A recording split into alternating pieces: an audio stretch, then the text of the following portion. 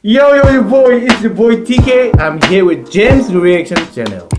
Welcome back. Ang video mo yung bookroom jari. Amadi thakat jari. Ngasi di thoi chamba samak yare. Oh, mas. Oh, bro. Na mas game ram da hayo si. Ano nga si hamala si hama putok ko hana to putok kre ado si di ahan ne mana manda ken tore Lucky me. Yang post tawar me ami. Si post tawar si miano zo ken tong ni kan ke do ha moi na mai ta ko si haba di James Reaction no tar si ado masana ha mi ado. No si no sorry ha. All right. Ado reaction gidi mas lo tho se baba. Yes. Ado ga. Ngasi khana react to ke do se. Mama sagi video swimming in Nambol river lo. Kino adugi maram na kara discuss yeng na ko yeng ga poster ga ai kai hai de khang de ai de to kai wakhan kai ai je adugi plan je ha ke bako ai je no ma kino chat pai ja adu do delivery chat ma le ko delivery ai ga brother ga chat le ba delivery chat ba kan si da lambi je han mamang dam to gram ne ba si ge ja adu kan yam nan do je mu le ba I can den thalok ne I need to do this adagi loi che da loi to re adu nang ge si masi video se yeng dri bo re ga hajik yeng min se myam earphone le di tinja miram adu ga how no tor se ge si reaction. Are you ready? Ready guys. Let's go.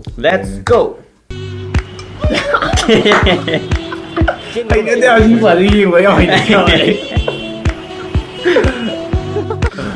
Yo, you guys know who say I'm heading the book. English kasi loli. Let's see how tasty it is. Kaya how tasty it is kaya. Oh, ay je thak kita bune ba. Thak kita bune singi. Mon man gi bana ya. Every katang jangal ya. Mon man gi bana ya de thak to. Sang da ro nang sangi. Ting kui ni ga ay. Manam da no ara. Par numi to chadre. Ay the numi to sa no ala sai. Naka mai sa do nang gina mara me am sam sak sa ya ro ji tu.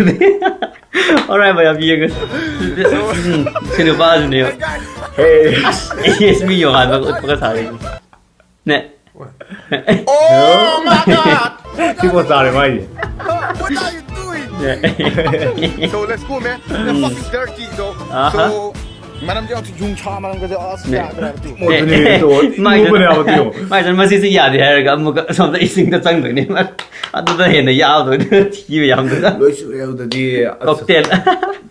Tingkul ka men bu tor ko le adagi. Oi, ai ho we.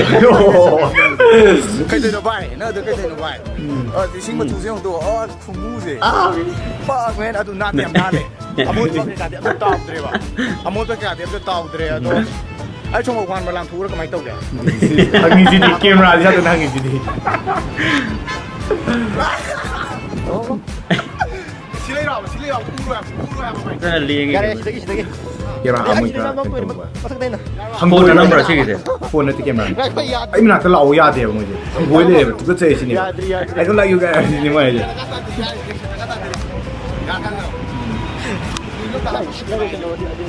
Sai. Vera. what the fuck Tu chunno ka la ko ne a. Te me tum lo cha ko ne a.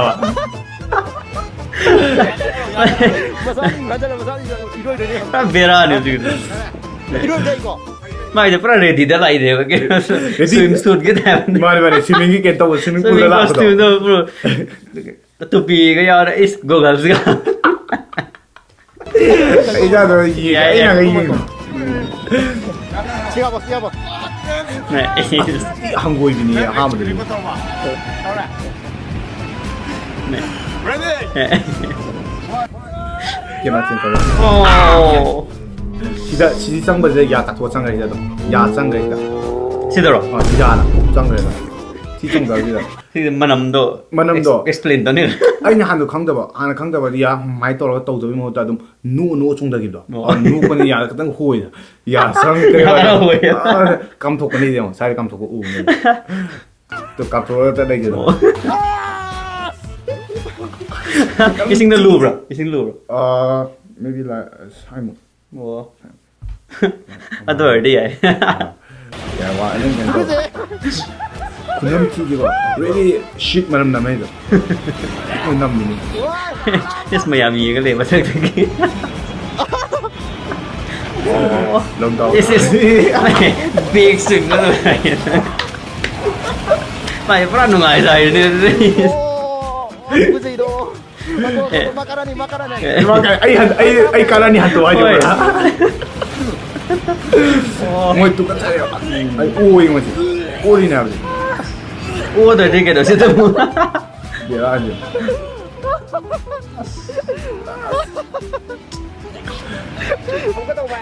Amo ka tahu kaya.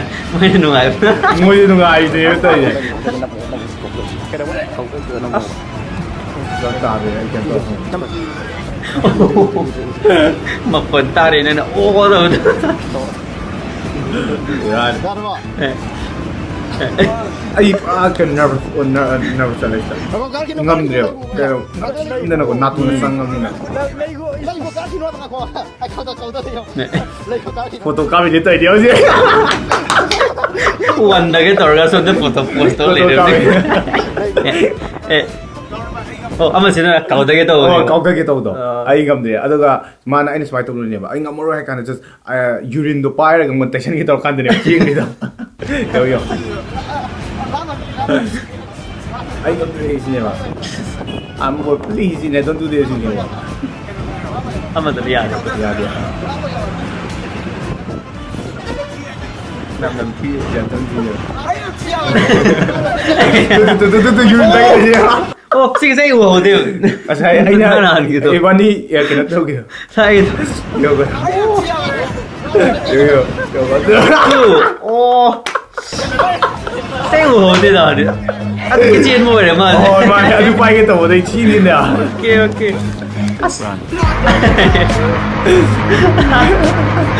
Nada si mata si ikai dro mi meyam ni yeng ga top play store ga sung su da chi lu da bazar ma da.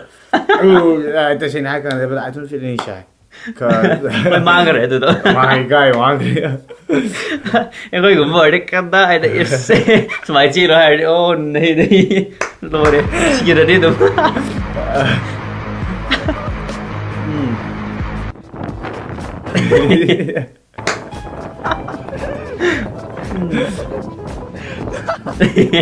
Ay, kam na diba?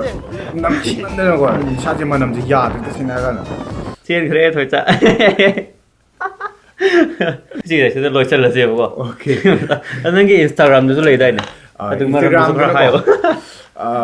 Instagram da yamba stan ne. Stan ma de ayama khoi Manipur gi oina di da funny video je pa me moina ko. Funny video pa me aduga international gi viewer ga na pa me jina da stan crazy stan gi moi pa me ba. Adu YouTube na si yad de na. YouTube na si yad de.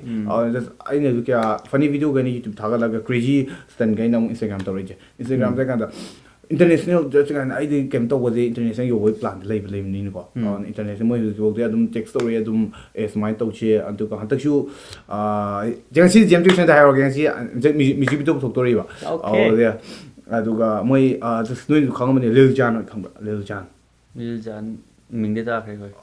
Dum just kan moi kambu di ko moi du ken to ne ramadi rapper ne adu magi friend ama kan lei ba.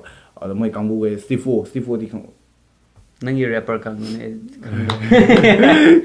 Moi kang ko de dum support to bira ai ngun text am to re ko adum wai chana ko to we moi ne dum sare story si adu ko ne ko mam di never give up ko chimai lak ko ne ko. Nice. All the best for your music video. Adu Instagram gi su suna 100k yo boy sunu. Yes. 10k di yo ko na tana. 10k yo drum ni si. Yo dri wo. Okay. Adu me am follow to jiban le ga na follow to biram. Instagram do already what to do I don't like Alright guys, thank you so much for watching. Don't forget to subscribe to this channel. Okay, 100k yo da. Chala ko se. Ai ko siam nungai re. I feel honored. And he's my good friend. Ado nahan ge video da ena tina high ba myam do. Ni ibani khangnaw se. Khangma ta ni hamba ibani nang keno man pula ko da ai lak lockdown matam da. Yes, lockdown matam da. Liberal nang uno ba. Liberal hamba ma du kento bodi khang hamba ai chapari ma marak ta. Yes. All right. So, he's my friend. You know, next video go mata ina reactor so ina tina hire so don't mind because he knows everything. He's a good friend for me. Ito the video da high work today. Real life we are friends. We are good friends. Okay? Ito the mayam. Matang video da muka thengnar si till then imale ba Manipur na. Yeah, for real.